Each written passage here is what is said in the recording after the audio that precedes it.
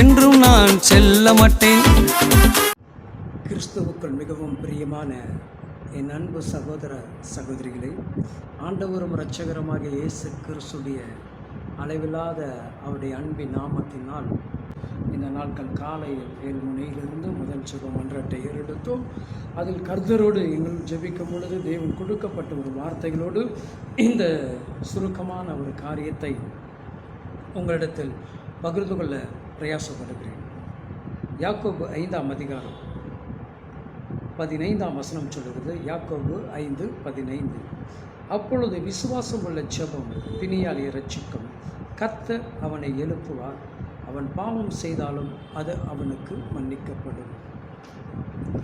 விசுவாசம் உள்ள ஒரு ஜெபம். இந்த அருமையான இந்த காலை பொழுதுல கர்த்தருக்கு பிரியமான என் அன்பு சகோதர சகோதரிகளே, அநேகர் இந்த நாட்கள் பலவீனத்தோடு வியாதிகளோடு நுகங்களோடு கூட காணப்பட்டு மிக கலங்கடிக்கப்பட்டு கொண்டிருக்கிறீங்க. பயந்து பயந்து பயந்து பயந்து இந்த வியாதிகளை குறித்து பயந்து பயந்து பயந்து நீங்கள் நடுங்கி கொண்டிருக்கிறீங்க. கர்த்தருக்கு பிரியமான என் அன்பு சகோதர சகோதரிகளே, உன் விசுவாச ஜெபங்கள் பிணியாளியை ரட்சிக்கும் என்று சொன்னார். உன்னுடைய ஜெபம் சரீரங்களில் இருக்கக்கூடிய பாடுகளிலிருந்து உனக்கு விடுதலை கொடுக்க முடியாதா? உன் பலவீனத்திலிருந்து உனக்கு சுகத்தை கொடுக்க முடியாதா? இன்றைக்கு அந்த சுகம் கொடுக்கிற தேவன் உன்னிடத்தில் இருப்பதை நீ மறந்து விடாதே. நீ விசுவாசமாக நீ அவரை நோக்கி கூப்பிடும் பொழுது, நீ விசுவாசத்தோடு அவரிடத்தில் நீ செபிக்கும் பொழுது, அவர் உனக்காக சிங்காசனத்தில் விட்டு எழுந்து அருளுவார். உன் மீது மனம் உருக்கமுள்ள தேவனாக அவர் மாறுவார். உன் சரீரத்துக்கு ஒரு புது பலனை கொடுப்பார். எல்லாம் வியாதியுடைய நுகங்களை வேரோடு கூட அழித்து போடுவார்.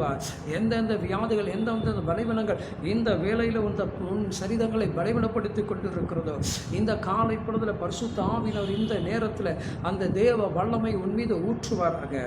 கர்த்தருடைய மகிமை உன் மீது ஊற்றப்படுவதாக. இப்பொழுது இந்த ஒரு நொடி பொழுதில் என்னோடு கூட சேர்ந்து செபிங்க.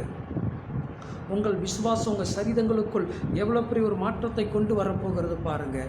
கர்த்தருக்கு பிரியமான தேவ பிள்ளைகளே, நீங்கள் பலனுள்ளவர்களாக மாற வேண்டும். நீங்கள் விசுவாசம் உள்ளவர்களாக மாற வேண்டும். இப்பொழுது அந்த விசுவாசத்தோடு கூட நாம் செபிப்போம்.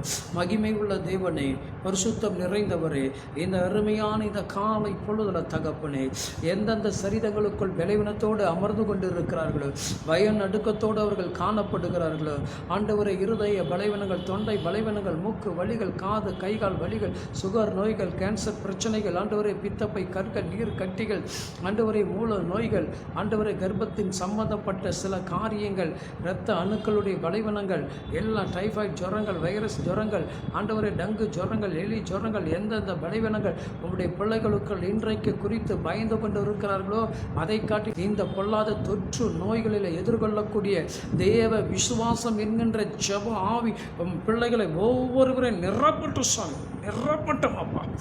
இப்பொழுது ஒரு பெரிய விடுதலை உடைய பிள்ளைகளுக்குள் கடந்து போவதாக இயேசுவின் நாமத்தால் கட்டளையிட்டு செபிக்கிறேன். ஒரு மகிமை உன் பிள்ளைகளை சூழ்ந்து கொள்ளட்டும். தெய்வீக வல்லமை உடைய பிள்ளைகளை நிரப்பட்டும்.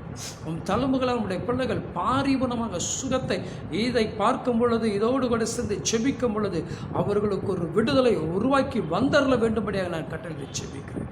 நீங்கள் அப்படியே செய்து கொண்டுங்க. பிள்ளைகளை சாட்சியாக நிறுத்துங்க. இயேசுவின் ரத்தம் செய்யப்பட்டவர்கள். ஆமென், ஆமென். கர்த்தர் உங்களோடு இருப்பார். உங்கள் ஜெபங்கள் கேட்கப்படும். பரலோக தேவன் உங்களுக்கு பதில் கொடுப்பாராக. ஆமென்.